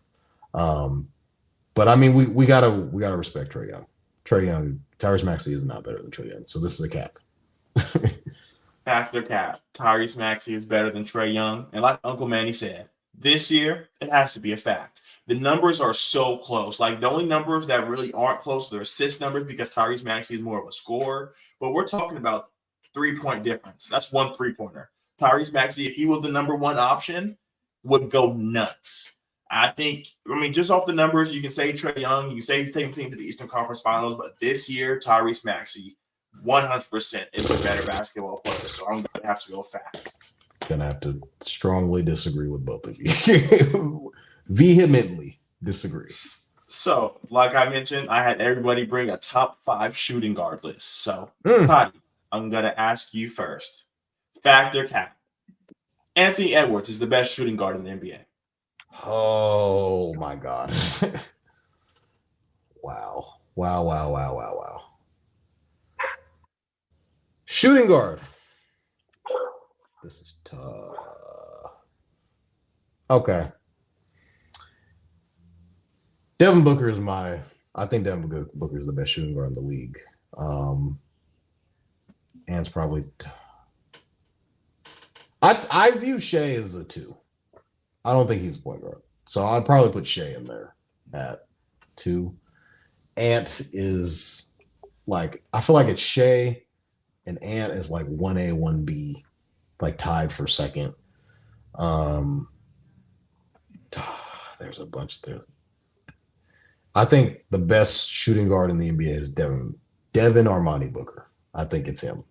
I've seen it in the playoffs last year, multiple 40-point games against the now NBA champion. So just him in the playoffs, I've seen it. I know what he's capable of. He was putting up like Kobe, LeBron, like insane playoff numbers last year. So I get he's kind of been in and out of the lineup due to injury, but I mean, bro, when Devin Booker is on, he's on. So I'm gonna say this is a cap. Agrees with you. He said this is fact. That's fine. But you know, when the playoffs come around, you'll see why. This is something. This is a thank you, Manny, for the football guy. He's speaking a little bit of basketball sense. For the audio listeners, Manny said D-Book is the best shooting. So I just think this goes back to what I've been saying on the regular podcast, and you know, the oven theory. This is a factor cap that's got to bake in the oven a little bit. We got to wait for April to hit, and we dig up the old factor caps on episode 69. And when we go back to when Todd said, "Hey, Devin Booker," he's screaming at the rooftops saying, "Hey, Devin Booker is the best in the league. This guy's freaking insane." But I'm just going off what I've seen in the playoffs, and I know what he's capable of during the regular season. He's basically unguardable. Pretty much all of the guys that are in that top shooting guard list are all unguardable, but I feel like D-Book is a cheat code, man. So I'm gonna say this is a cap. Anthony Edwards is not the best shooting guard in the league. It is. All right, Alex. I'm going to bring it to you next. Fact or cap? Anthony Edwards is the best shooting guard in the NBA. I want to say this season, yes, but I do have to agree that Devin Booker, with his playoffs, I've seen it and everything like that, I would have to put D-Book as the best in the NBA. Like, period, doesn't matter the year, but in this year, it is Anthony Edwards. So I don't know if that's fact or a cap, because it's a little bit of both. You got to decide, Alex. Fact or the cap? or. Or. So fact or cap? Oh, what is it, Alex? Yeah, give us an answer. Fact or cap? Fact. Stand on it. Fact or cap? Anthony Edwards is the best shooting guard in the NBA. And like Uncle Manny said, this is a fact. When I put up this question, only 3 names came to mind: Donovan Mitchell, Devin Booker, and Anthony Edwards. Oh, Donovan Mitchell. So they can all put the ball in the basket. But who's picking up the best player? Who's guarding the best player? Who has their team in the number 1 seed? You can argue Devin Booker might not even be the number 1 option on his team. So it goes back to the Tyrese Maxey, Trae Young. So I'm going to say this is a fact because Anthony Edwards is taking Minnesota to places they've never been before. He's doing it on both ends. He can arguably be a second-team all-defensive player in the league. You're not going to see Donovan Mitchell do that or Devin Booker. Devin Booker is taking more of the point guard responsibility because they don't have a point guard. Once Bradley Beal gets back, I think he'll become more of a scorer. But it's hard not to say Anthony Edwards right now, man. We talked about him being in there for an all-star start. You know, he has been doing his thing, and I hope Wes listening because we're showing Minnesota love. He always gets on after we show Minnesota love. So, Wesley, this is a fact. Anthony Edwards is the best shooting guard in the NBA. I disagree. So, Toddy's been disagreeing a lot today. But, Alex, we're moving on to Vonny's hotline. I know it's getting late for you at practice today. So, if you wanted to sign off, you're more than welcome to. Unless you want to stay, you can also stay as well. What do you want to do? If you want to make some money tomorrow or over the weekend. Oh, I'm not. I'm good. I'm not into betting. I barely have money as is. The economy, inflation. Like, y'all can have y'all fun. I'll probably head out. But thank you for inviting me. I appreciate it. Of course, you're always welcome. Thank you so much for joining us. I know you had a busy day. So you have a great rest of your night. Make sure you kiss my mom on the head before you go to bed and have a good night. I won't. Not for you. But see you, Alex. Appreciate you. Kevin, who's winning the game? Bro, it's a blowout. I turned it off. Swear to God. Yeah, the Kings were up like 25. Let me see. You're lying. 86-103, 10 minutes left in the fourth. Go get it back in fucking blood, baby. Let's go. We're back. We came in, we were down, and now we're back. Love to see it. So backstory. Had a parlay tonight, 3-teamer. We had what do we have? Wow, why am I blanking on it? We had Sixers money line over Toronto. That was pretty easy. Should have took them in the spread. The spread was 8. They won by like 11 or 12. I think they won by 10. So they covered. Had the Nuggets money line on there. It got a little tricky at the end.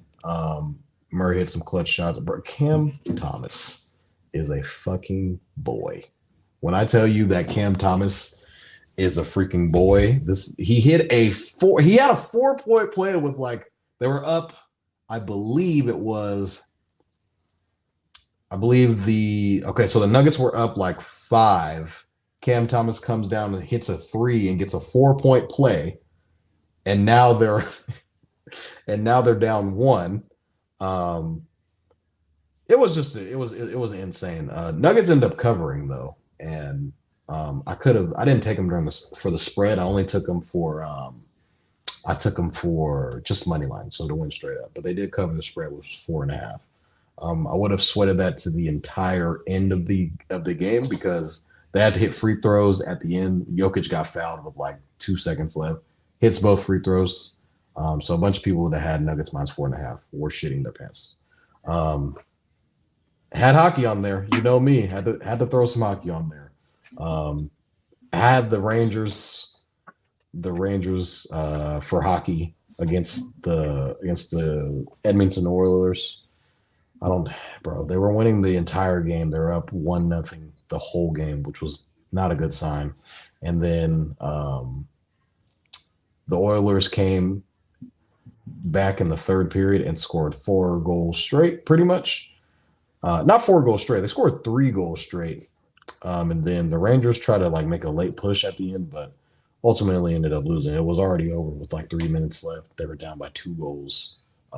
Pretty much scoring 2 goals in 3 minutes is damn near impossible, especially at the end of the hockey game. So we got bent over. But before the pod started, I was like, Kev, taking the Kings minus 4, and the Kings are up. I don't want to jinx it. Please, God, don't jinx it for me. They're up 105-88 right now. So, all right, to kind of bring us back to get even so we can dive into tomorrow. Trying to make some money before Christmas. Coming a little close. Coming a little close, but we're getting there. So, sent this on over to Kevin. Hotline for really, it's like Saturday, Sunday, and Monday. So we're gonna sprinkle a couple because the NFL is doing because there's no college football now, so they're doing Saturday games, Sunday games. We were all like Tyreek Hill last week when he tweeted, "There's NFL on right now." So, to start it off tomorrow, we have the Bengals going on the road to the Steelers. The Bengals are favored by 2.5 points. What do you guys think we picked here? Did we pick Jake Browning or did we pick old Mitch Trubisky at home? Boy, oh boy. I'm pretty sure if you got let's be smart here, guys. Let's use the eye test. Now I love my cousin to death. Shout out my cousin Michael. You know, the Steelers, I'm rooting for y'all because obviously my cousin is playing linebacker for them. So he's been playing very well. Had an interception a couple of games ago. Shout out to Mike. That quarterback play, man, I can't get over Mr. Trubisky being the quarterback. So we're rolling with the Bengals -2.5. Now I get it, guys. I get it. You guys are afraid. There's no Jamar Chase. They're playing Mitch Trubisky. It's Mitch. It's Mitch Trubisky, guys.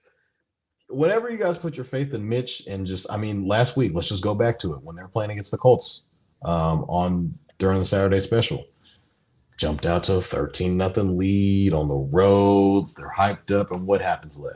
They don't score again. Like, they can't move the ball. So I'm putting my faith into Jake Browning. You gotta have some upside here and believe in him. And we already were screaming on the in-person podcast. You guys should have never cut me.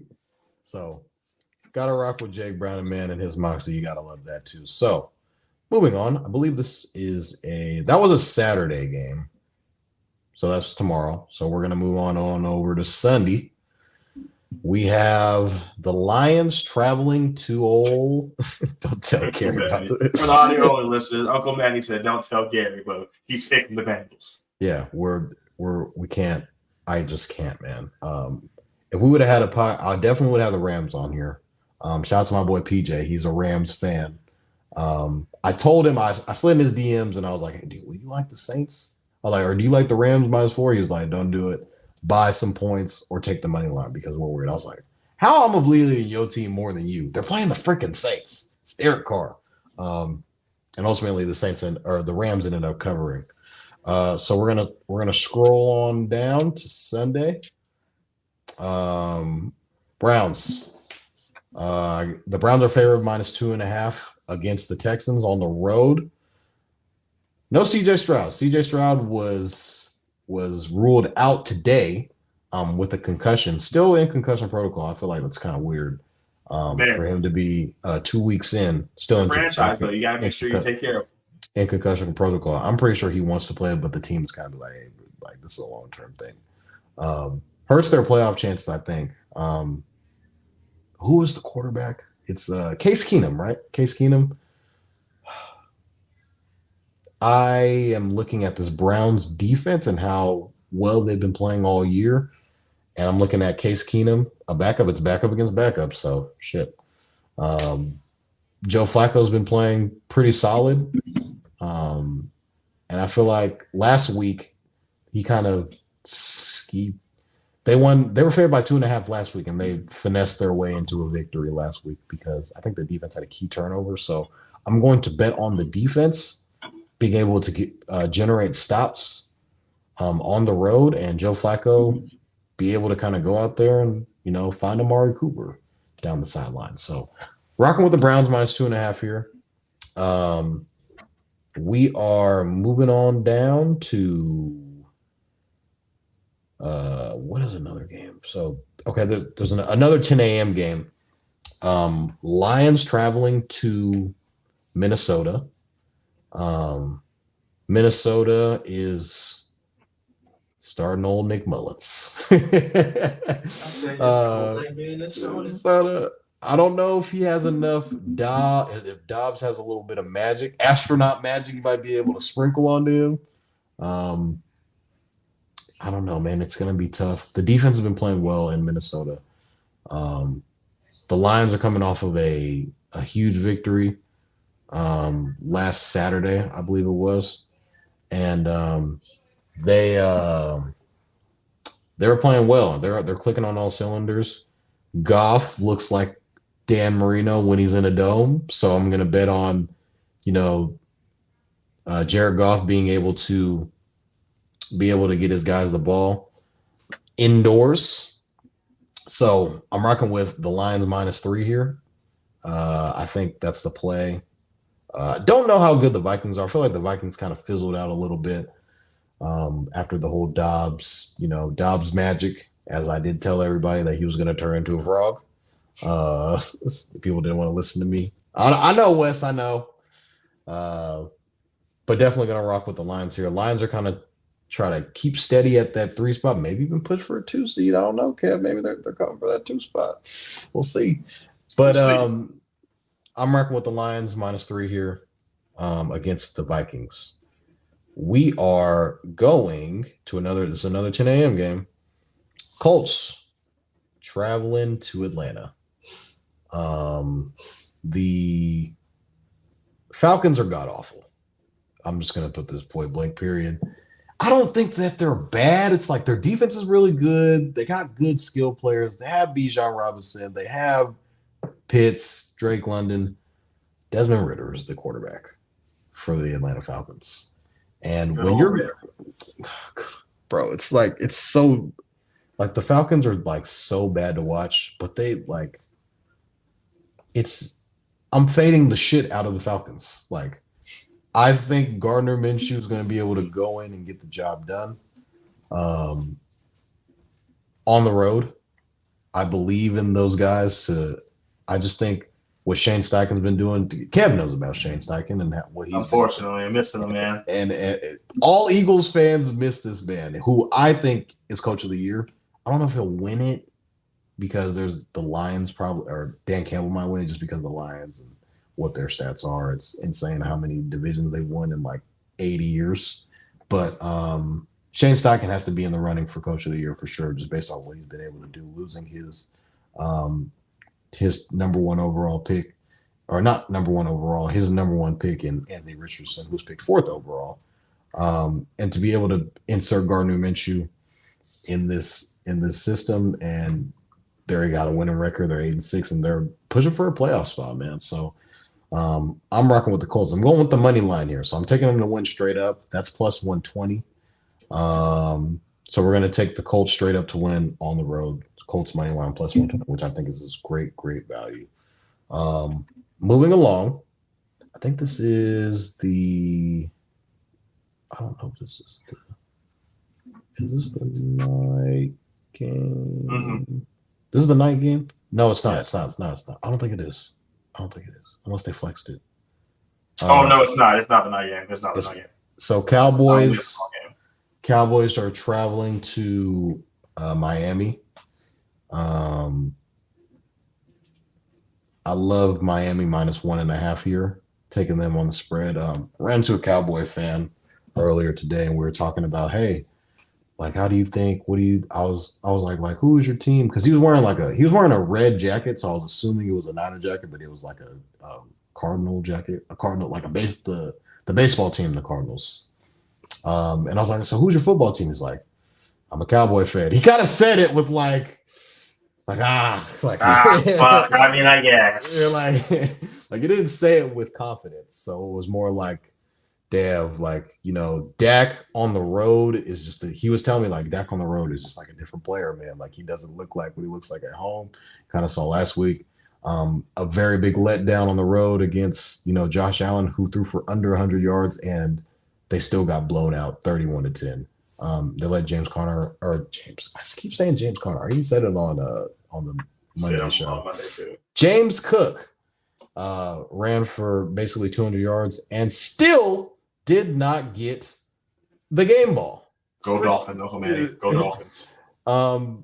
So yeah, Uncle Man, I'm rocking with Tua. I'm rocking with old Tua here. I believe Tyreek Hill is going to be playing in this game, if I'm not mistaken. I think Coach McDaniel came out and said that Devon Achane is supposed to be playing in this game as well, so that'll be a big help for them. And Raheem Mostert, the guy that has 20 touchdowns on the year, has been pretty insane. So I think we'll see the same Cowboys that we saw last week, kind of, turning the frogs a little bit. I know Kevin is praying. We need it. Kevin is praying that the Eagles lose, or not the Eagles, the Cowboys. Whoa. They need all the help that they can get because, they're scratching and clawing for a division title just to be able to get home field. If they don't, I think aren't the Cowboys currently winning the division technically right now, as of right now? So the Eagles need all the help they can get, but I think Tua is going to deliver at home. This isn't a primetime spot. It says that the primetime game is Pats versus Broncos, which makes no sense whatsoever. That should have flexed it. This game definitely should have been flexed into the Sunday night game, but love the Dolphins here in the spot, taking them -1.5. So rocking with the Dolphins. Gonna skip on over to Monday night, baby.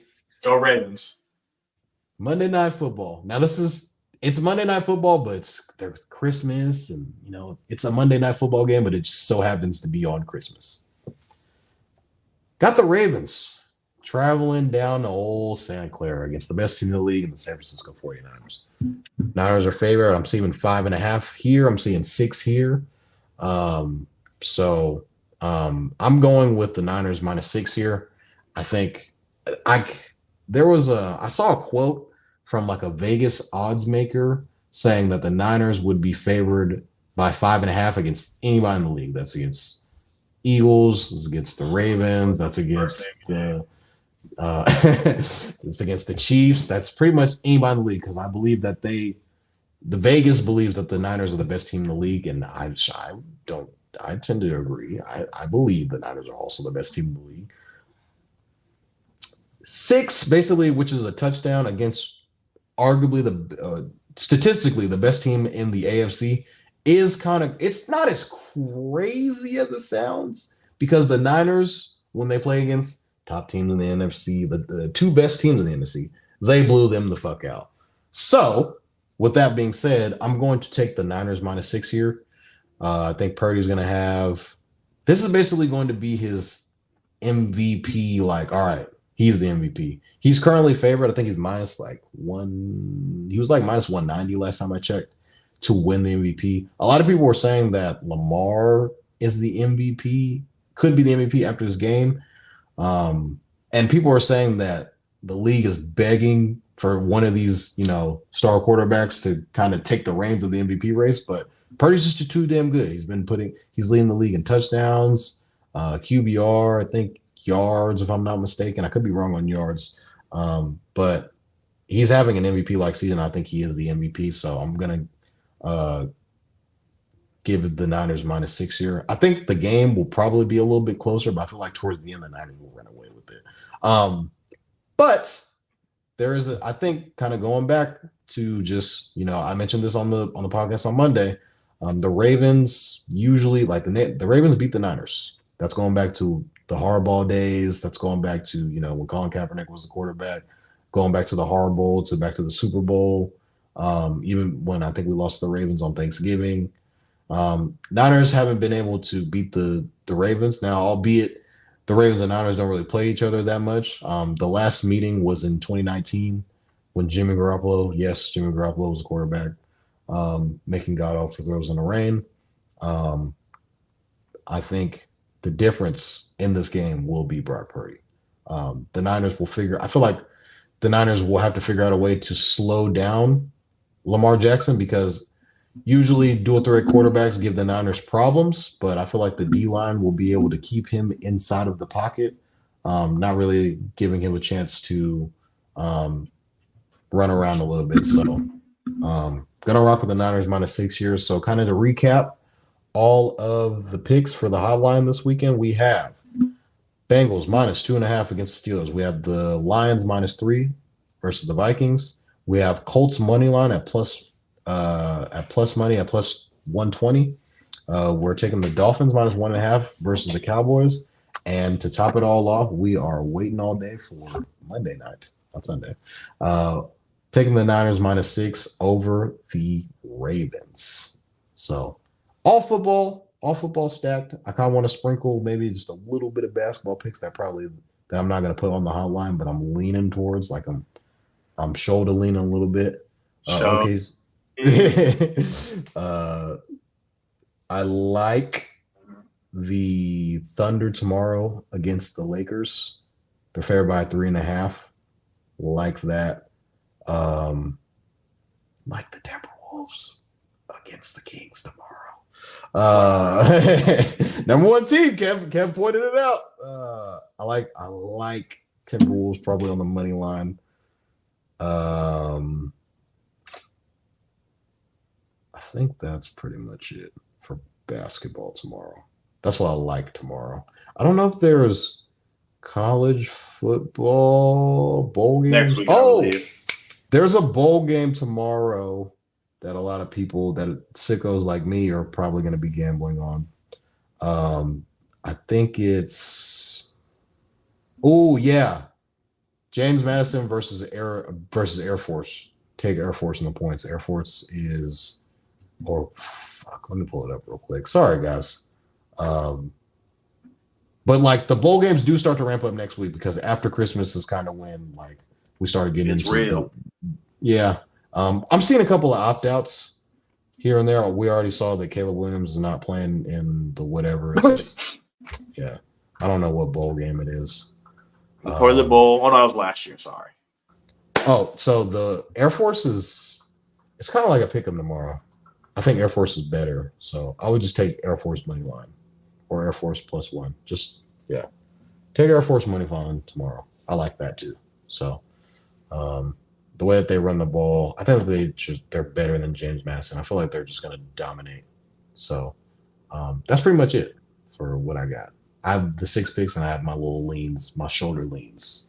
Uncle Manny says, sorry, Mr. Jackson, but Lamar will show you that he should be the MVP. And I agree. I'm all here for the Ravens to whoop that ass. So, go Ravens. But, Toddy, that does conclude episode 69 of Stats Over Politics. Is there any lasting thoughts that you want to just get off your chest before we get back on the mic? Before I let you go, for everyone listening, we will be going live on Tuesday instead of Monday, due to Monday being the holiday. There so we will see you guys Tuesday at 5 p.m. Pacific time. That's what we came down to? Yeah, 5 o'clock. Tuesday, 5 o'clock, episode 70 of Stats Over Politics. The whole gang will be back together, unless, Kevin was King's good gonna on Christmas cover, lit. Baby.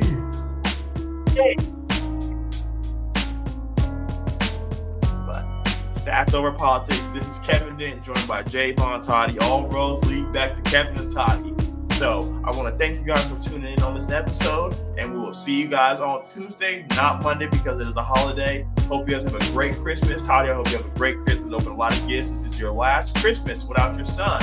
So Next Christmas will be interesting. So I'm excited for you, Toddy, and I hope you yourself enjoy this, because this will be your last peace and quiet for a while. Yes, sir. Can't wait. Happy holidays, everybody. Thank you, guys. Happy holidays, everybody.